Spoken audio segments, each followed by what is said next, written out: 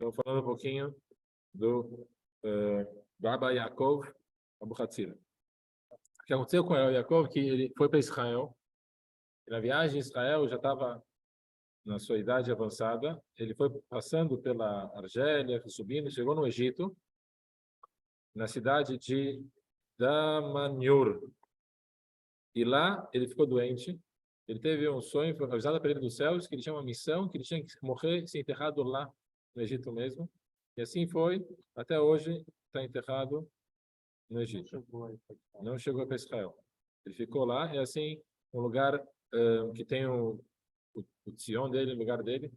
Conta o Rabbeinu Benael Shmueli que o Rav Salman Mutzafi, que inclusive foi o lá dele na terça-feira, né, nessa semana, o grande tzadik, e também o Rabi Yehuda Ptaya, grande tzadikim de Israel, cabalistas da geração passada, que quando a época da Segunda Guerra Mundial, né, do Holocausto, o Rabi Yehuda Ptaya, quando o Rav Salman Mutzafi juntar todos os cabalistas, fizeram várias tefilot, para ele não conseguir vencer do Egito.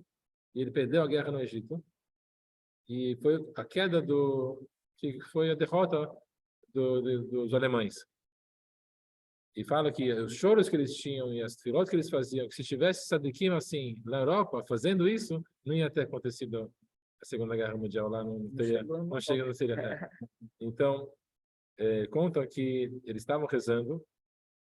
Quem foi o tzadik? O Marrocos é bem perto da Europa, né? Já chegaram na Tunísia, na Argélia, na Tunísia, mas aí os aliados chegaram logo em seguida, chegaram a dar problema. No Marrocos não teve problema não. Calma aí, só um instante, só para não perder aqui. Bal Etzer com Teresa, Yitzhak al-Piai. Então, para esse tzadik veio o Rabi Yaakov Abuhatzira no sonho. E falou para ele: vocês estão rezando todos os lugares em Israel, vocês estão indo no Avot, Avraham e Hebron, todos os Arisa.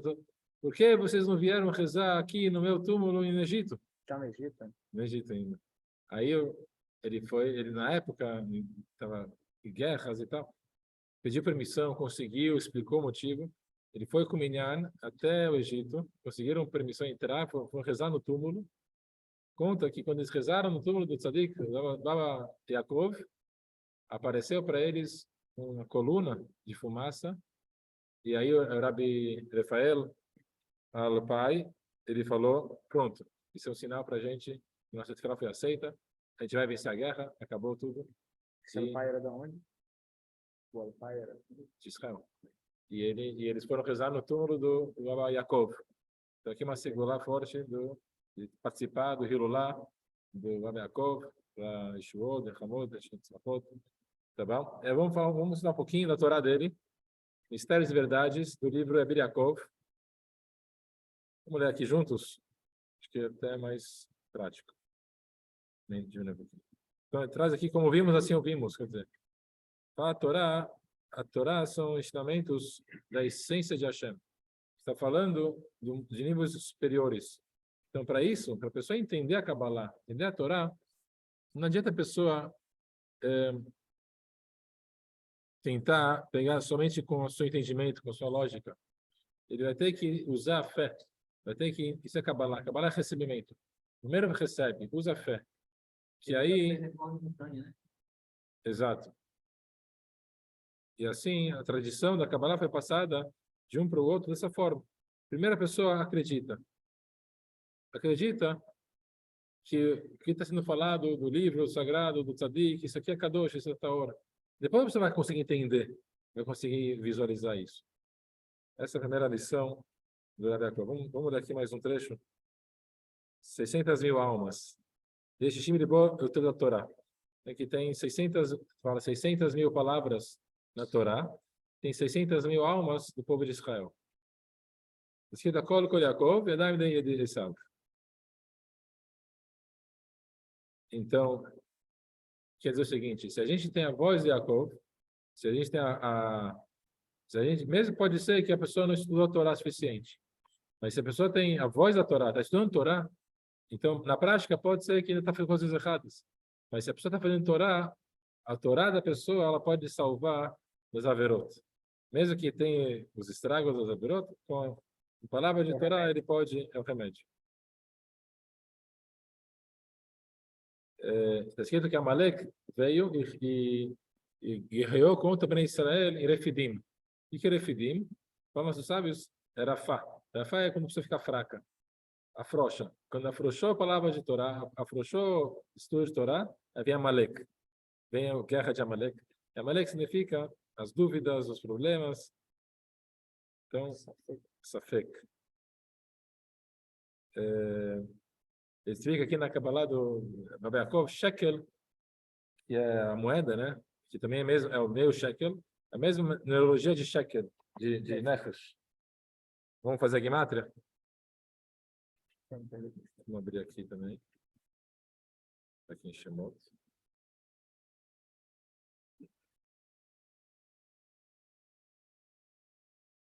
Vamos lá, como escreve shekel? Shin, Kuf, Lamed. Tá muito pequeno, né? Deixa eu aumentar. Tá aqui no meio. Então, shekel e nefesh. Nun, Pei, Shin. Vou fazer a gemátria agora. Quanto que é o Shin?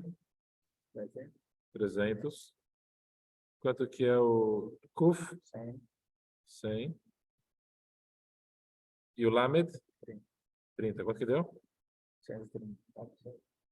Agora Nefesh. Nun é 50. Pei, 80. E Shin, 300. Quanto que deu? Certinho, né? Então, 430, que é Nefesh e Shekel. Não é assim. Então, estamos aqui. Fala que todos os mandamentos da Torá são caminhos de Hashem.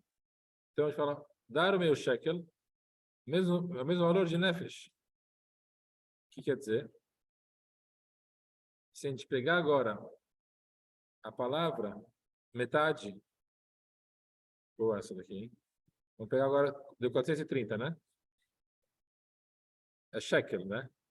Agora faz meio shekel. Metade. Quanto que é metade? 215, certo? 215 é igual à palavra irá. Irá é temor. Temor Hashem. Irat Hashem. O que ele quer dizer com isso?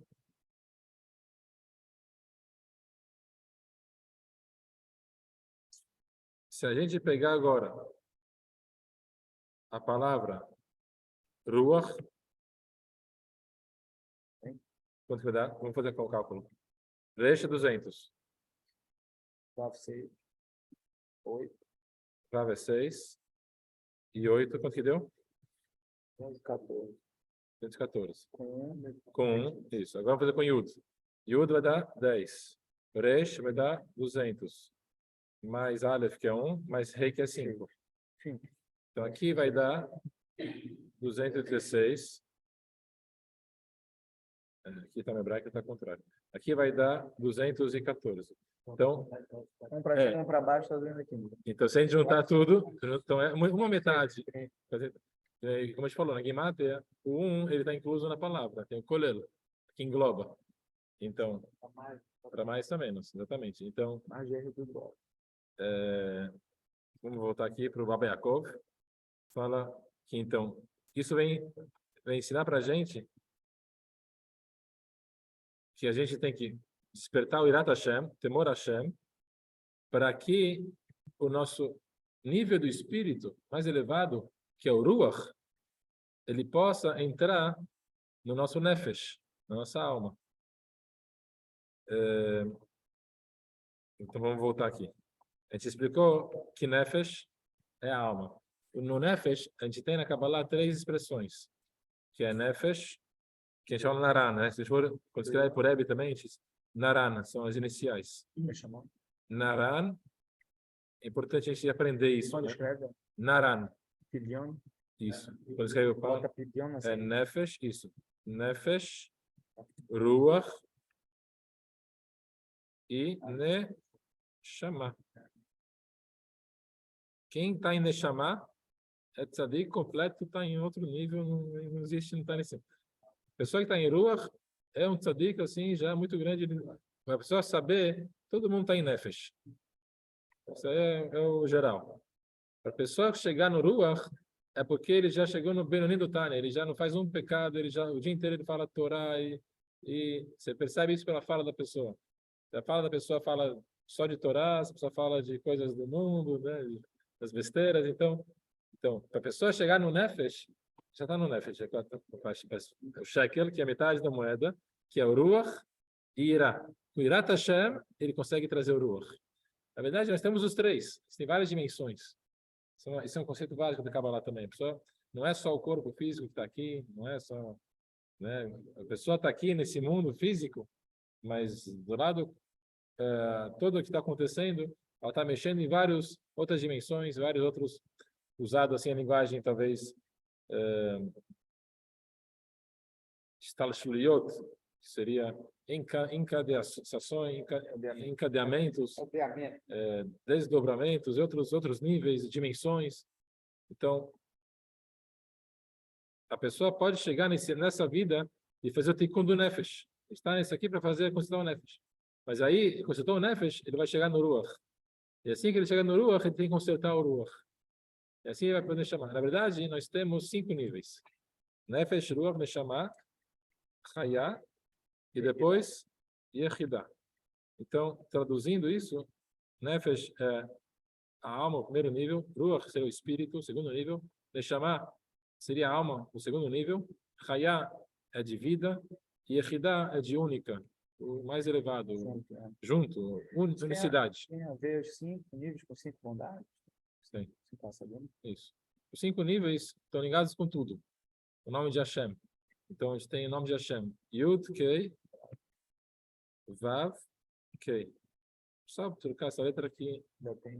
Aqui no stand. Aqui. Então, exatamente. Se a gente for ver, nesse stand não, deixa eu ver o outro stand aqui. Pronto. Aqui, o nome de Hashem, a gente tem as 4 letras. Se a gente for ver, cada letra é um dos níveis da Neshama. Então, Yud é Yehidah. Não, desculpa. Yud é Chaya. O Rei é Neshama. O Vav é Ruach. E o último Rei, que é mais baixo, é o Nefesh. É o que a gente está no Nefesh. E aí, o Yehidah, que é o nível mais elevado, é no Yud. Aí no Yud tem aquela coroa do Yud, aquele tracinho em cima do Yud. Esse é o quinto. Exatamente. Então, é o nível mais elevado. Então, a gente está aqui no último Rei. Esse é o Nefesh. E se a pessoa conserta o Nefesh, ele pode tirar no Ruach, que ele vai receber o Vav. E assim vai até completar o nome de Hashem na sequência. Agora, isso daqui é em geral. Agora, dentro de cada um deles, a gente tem mais uma ramificação. Então, vamos explicar da seguinte forma. Não entendi qual é a relação do nome, das letras. Tá, eu vou colocar aqui, ó. Yud, Rei, Vav e Rei. Calma aí. Só um instante. Você entender melhor, tá?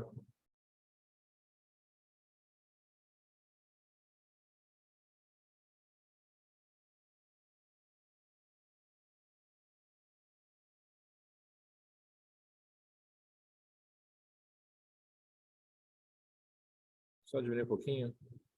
Fica mais visível.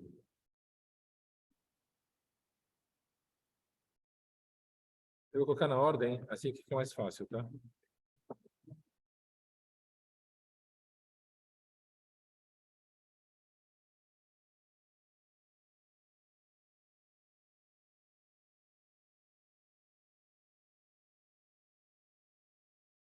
Tá aqui. Então, nós temos Yud é Chayá. O Rei é Neshama. O Vav é Ruach. E o último Rei é Nefesh. Tá? Só que a gente tem 5 níveis. Qual é o quinto nível? É Yehidah. Que esse é mais elevado. Coroa, exatamente, que é mais elevado. É Keter. Keter, exatamente. Então, é só cortar ele. Vou botar aqui em cima. Exatamente. Já que ele é o Yehidah que é mais elevado, é a pontinha do Yud. Então, não é o Yud em si, é só o tracinho de cima do Yud. A coroa. Por isso que as letras da Torá é acima do Yud. Aliás, então a gente recebe tudo do Yehidah. Yehidah é mais elevado. Seria ligado com a essência. Acima de Atzilut. Acima de Atzilut. Atzilut é o Yud. Então vamos lá. Então aqui, Yud. Boa. Então vamos combinar já a tabela. Aqui vai ser Atzilut. Mundo de Atzilut. Que é o Yud. Que é o nível de Chayá. Descendo de nível, já para o rei, que é Neshama, que é Bria. Aqui é Bria. Botou o Aleph. Aqui, Yetzirah. Então, vamos tradução. Atzilut é só com Hashem, só do lado dele. Aqui, Bria é criação. Yetzirah, formação. E Rei, Asiá, que é ação. O Keter, ele não tem nem nome. Exato. De mundo. Então, aqui, Yehidah é Keter. Exato. Eu não tenho nome. Então, não tem mundo, a gente vai chamar de Keter aqui. Tá? Então, aqui a gente tem uma boa tabela. Isso, quando a gente fala, tem que ser o Kotz, tá? O Kotz é a pontinha, tá? O Kotz do Yud. Kotz do Yud.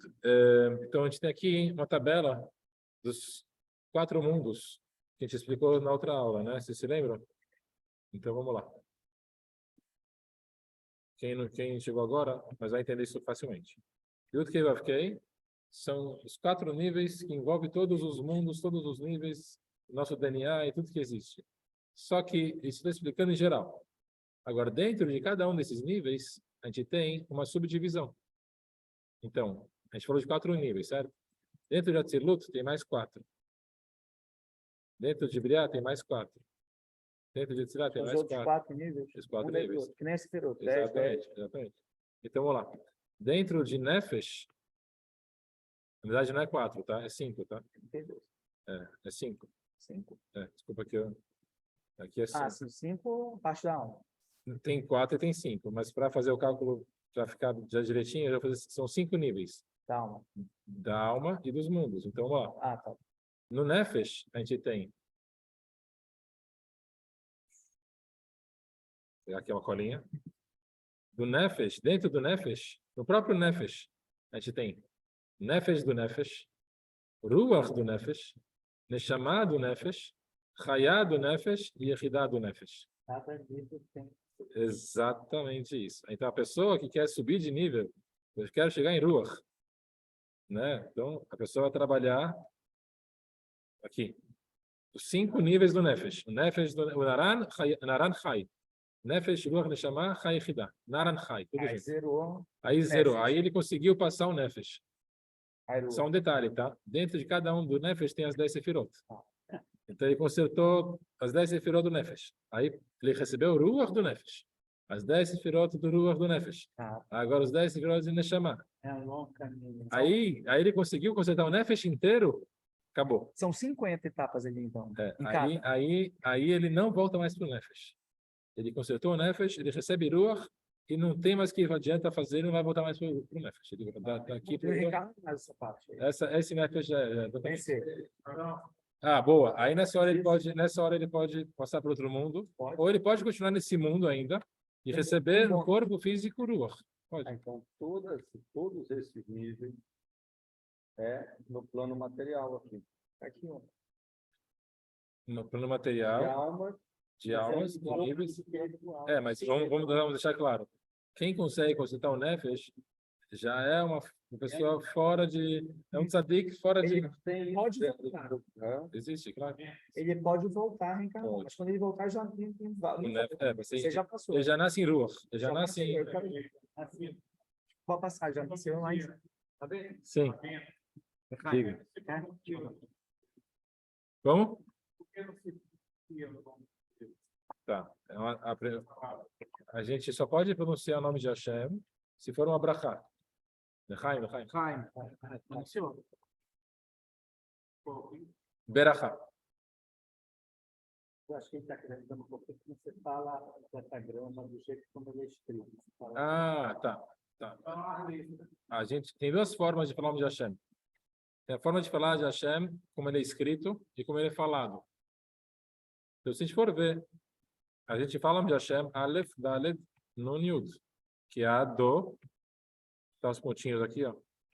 Cadê os pontinhos? É o A, depois o do, depois o Yunai. Aqui é Kamatz. Isso daqui é como a gente fala. Porém, como ele é escrito Yud, Kei Vav Kei. Se a gente fosse ler ele, ia dar outra coisa. Então, se fosse ler, ia ser Ie, depois tem o O aqui em cima, depois o Vav tem o A embaixo. Seria, exatamente, tem até, eles falam. Porém, os nossos sábios falaram o seguinte, ele só é lido como ele é escrito no Beit HaMikdash. Isso é lido.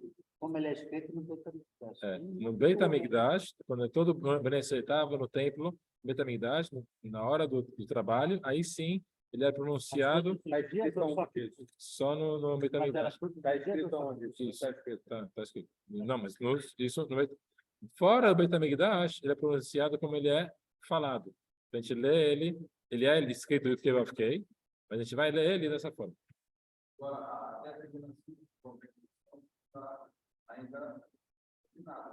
Exatamente. Já que a discussão é que o próprio nome de Hashem, como esses pontinhos, tem várias fórmulas de como colocar os pontinhos, de como ler exatamente. Uma das formas, que é trazida na Kabbalah também, a pessoa lê o nome de Hashem, que ele é um tikkun, o Brit Milá. Então coloca Berit, né? Então fica Berit. Certo? E a gente faz o Brit Milá para corrigir, né? Exatamente. Então aqui fica diferente. Se a gente for colocar o nome de Hashem como Brit, tira aqui vou colocar aqui embaixo. Tira aqui agora o O de cima.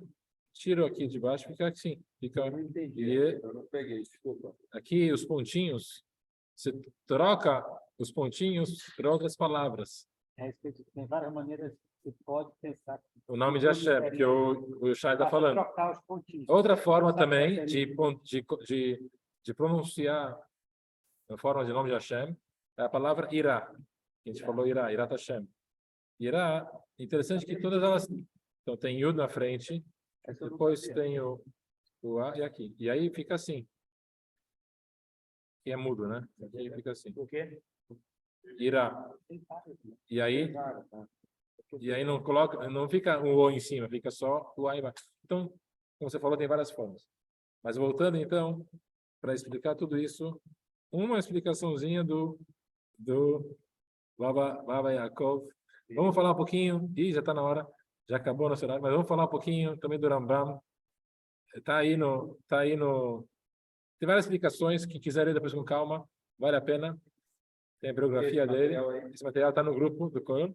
Agora, 20 coisas importantes tem que saber sobre o Rambam Maimônides. Ele nasceu na família espanhola, em Córdoba, 1135, mais ou menos uns 900 anos atrás. Muito bem. Ele é da linhagem do Rabi Yehuda Anassi, da linha do rei Davi. E foi aluno do Rabi Rimigash, o grande estudioso da Torá, estudou filosofia e medicina. Maimônides significa filho de Maimon, que é o Rambam, que é Rabi Moshe ben Maimon. A mãe dele não se sabe muito, se bem que sabe que faleceu jovem. O irmão do Rambam não era o irmão, era só meio irmão, que era da outra Madrasta. Os almohadas, né, os árabes fizeram a família fugir e foram para o Marrocos. Inclusive, passaram um tempo lá.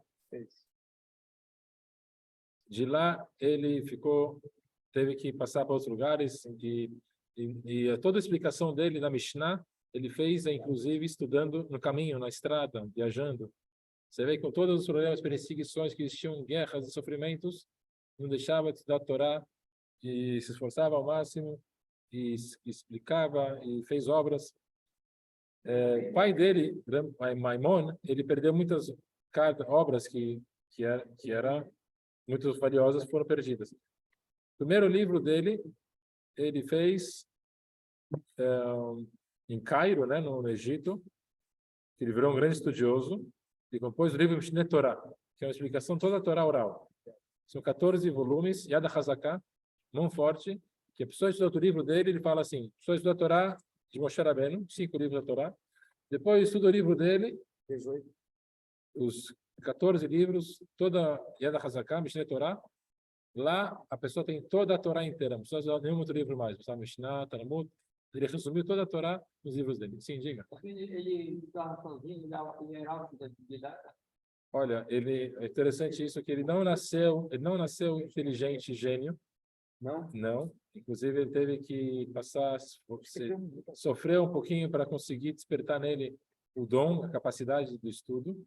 Ele virou o maior tzadik da geração, é o que mais sabia a Torá. O pai dele, que era um grande sábio, criticava ele até que ele conseguiu ir para a Yeshiva do Rav Migash, começar a estudar. Ele era um grande filósofo. Exatamente, ele virou médico. Né? O irmão dele foi medicina, né? Exato. O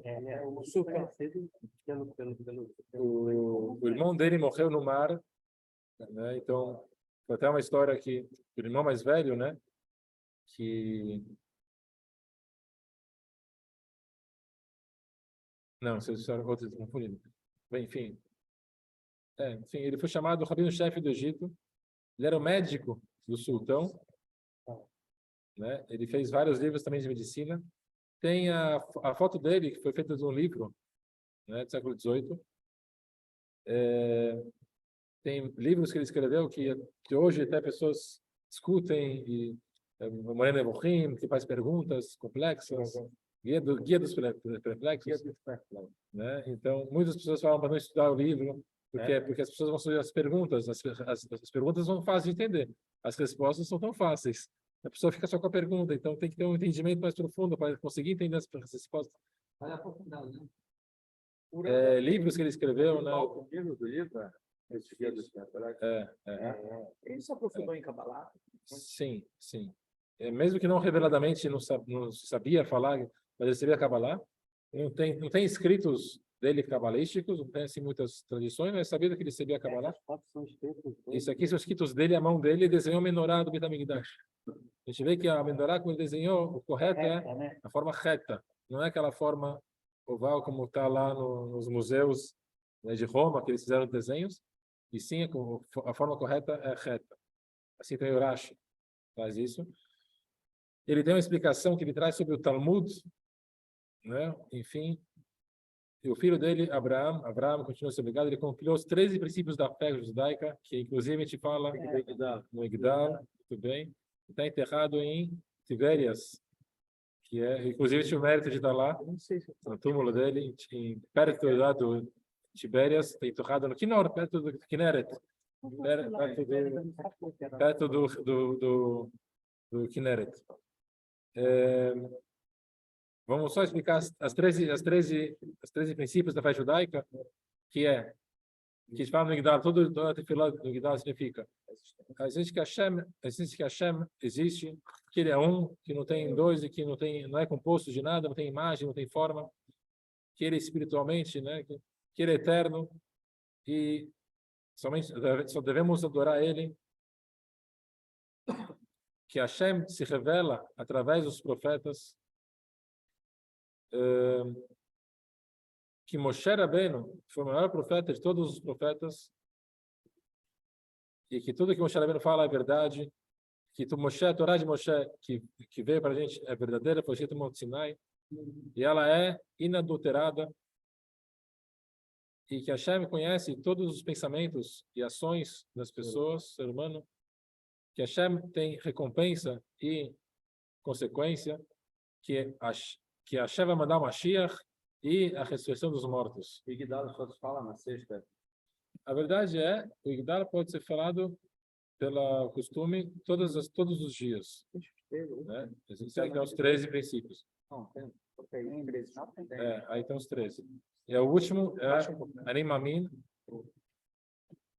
Você já foto? Ah, sim. Só diminuir então. Tá no material de vocês. Quem quiser depois ver com calma. Tá aí, ó, tá aí, 13 princípios.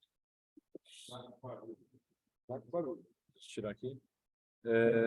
A ligação dele com a medicina não tem, é válido até hoje. Sim, ele escreveu. Ele descobriu na medicina que são Sim. Ele tem livros, ele tem, tem livros das ervas do Rambam, e tem também a forma de medicina dele, e também, só para contar uma história do Rambam,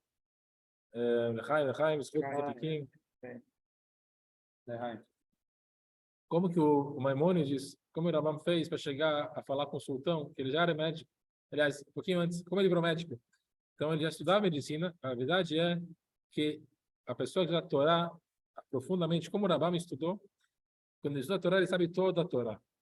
E toda a Torá tem todos os conhecimentos do mundo inteiro. Vem a medicina de carona. Se a pessoa chega, todos os Sadikim, Murebi, Babassar, eles chegavam no coração da Torá. A pessoa chega no coração, não leva a Torá no fundo, no profundo, é a fonte de sabedoria, todas as sabedorias estão lá dentro. Então, não necessariamente que ele precisava estudar medicina em si, ele já sabia medicina pela Torá. Não diretamente, estudando uma Maraqui, um Chumash Ali, conhecendo e tendo revelações divinas, até que ele precisava agora de uma formação prática. Ele foi para o melhor médico do Egito. O árabe, o médico, eu queria receber ele. Judeu, ele estudou medicina comigo, que isso? Não ajeitou. Até que ele fez uma trama, uma gambiarra, e ele fingiu, ele se disfarçou aqui de árabe, fingiu que ele era mudo, que não sabia falar, e foi lá entrar com ele para ajudar o médico. Ah, tá bom, ajudante, varrer aqui o chão, aqui tudo bem. E nisso ele precisava atenção, como ele fazia a cirurgia, como ele fazia isso e aquilo e tal, medicina. Até que uma vez tinha um paciente que precisava fazer uma cirurgia na cabeça, e o médico fez a cirurgia, era um bicho que tinha na cabeça, e não conseguia tirar o bicho da cabeça. Estava colado e não conseguia tirar o bicho. E até que o Rambam viu que era questão de minutos, que se o médico não fizesse aquela cirurgia e resolvesse a situação, o paciente poderia morrer. Então o Rambam decidiu abrir a boca e ele falou em árabe: se você me der uma folha de alface, eu consigo salvar a vida desse paciente. Aí, mas desde quando você fala, você não é mudo? Aí ele pegou o alface, colocou perto do bicho, o bicho cheirou o alface, foi para o alface e saiu da cabeça. Quer dizer, tirar com a pinça, o bicho não saía. E podia causar Agora, tirando ele sozinho, ele foi, o bicho saiu. E assim o médico percebeu que o Rambam não era qualquer um. Só que depois disso ainda o Rambam queria ter acesso ao sultão. O que ele fez? Uma estratégia. Com essa história termina. E aí ele foi no meio da rua. Na hora que termina a reza tem as rezas dos árabes. Esqueci o nome agora, que bate o sino lá. E aí o Rambam, aí estava andando na rua, chegou um judeu, falou: Rabino, eu tenho uma pergunta para você. Se uma mosca, ela pousou no copo de vinho, o kiddush, do Shabbat, eu posso tirar a mosca e beber do vinho? Claro que pode. Você tira a mosca, joga um pouquinho e o vinho está kasher, pode beber. Aí ele falou: sabe o quê? Daqui a 5 minutos, o Rambam falou para ele: vai tocar todos os anos aqui na rua, você fala para mim fala bem alto, me chama no meio da multidão e faz a mesma pergunta para mim. E você me faz, tá bom, combinado. Aí passou o barulho, chegou todo mundo, tal. No meio da feira lá, aí o rapaz chegou: Rambam, uma pergunta para você, foi mais alto, todo mundo escutando. Se a mosca caiu no vinho, pode jogar? Falou: pode jogar, tal, você pega a mosca e joga. Mas se um árabe, e pode ser o sultão, e ele tocou no vinho do judeu, o vinho não está mais kasher. Quando ele fala isso, os árabes começam a falar: como ele fala isso e como assim? Tá?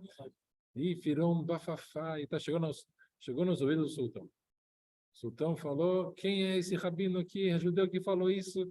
Pena de morte para ele, guardas peguem ele. procuram ele dia e noite e não acham ele. O Rambam, ele se escondeu numa das casas. Ele pegou uma grande bacia, botou água. Ele colocou a mesa dele, a cadeira dele no meio da bacia, fosse uma ilha dentro que ele fez. E lá tinha os livros dele, que ele precisava, as coisas dele. Aí os sábios do sultão falaram: Sultão, a gente está vendo, o Rambam está numa ilha deserta, escondido, não tem como chegar a acessar ele. Aí ele falou: tá bom, mandou um decreto. Se o Rambam aparecer e falar com o sultão não vai fazer nada para ele. Mas ele pode sair do esconderijo dele. Aí o Rambam chega e vai para o sultão. Assim ele começa a conversar e se relacionar com o sultão. Explica para ele como você conseguiu se esconder dos meus feiticeiros e os sábios e tal. Ele contou o que ele fez. Os feiticeiros não conseguem ver mais ou menos as coisas. Então eles viam que ele estava numa ilha deserta, só e assim liberou depois o conselheiro, o médico do sultão e teve um grande cargo muito importante para os judeus no Egito. E depois foi enterrado, uma famosa história, foi enterrado no Israel pelo camelo. Ele falou para eles quando falecer: pega o meu caixão e coloca no camelo. Ninguém sabia o que vai acontecer, talvez no Egito. O camelo começamos a andar, todo mundo foi atrás. E chegou em Israel, foi até lá em cima no Kinneret, perto de Tiberes, e lá quando o camelo pousou, entenderam: aqui é o lugar onde você tem que ter enterrado. Até hoje está escrito no Rambam: de Moshe ad Moshe lo kam ki Moshe. De Moshe até Moshe não teve como Moshe. Então, por isso tudo,